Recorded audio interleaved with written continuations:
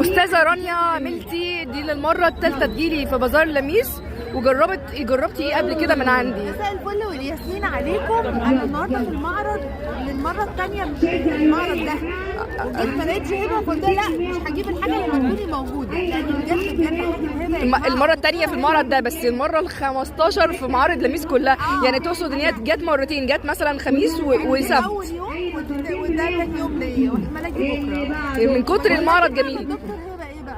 عايزه اقول لكم الفاونديشن يا جماعه انا حاطاه دلوقتي اهو زي القمر. يعني اولا حاجه كده اللي هو على البشره ما بيعملش اي مشاكل. اصلا عندي مشكله في البشره بتاعتي ولازم يبقى في كفرنج كويس. الفاونديشن رائع يعني. قعدنا قد ايه عشان نختاره؟ قعدنا ساعه فاكره وعلى الايد ولايف. وكنت خايفه وقلت لك جربي لو في اي حاجه احنا مع بعض، مش هبيع لك وجهك. باخدها نادي مسكره لميس يا جماعه، احلى مسكره في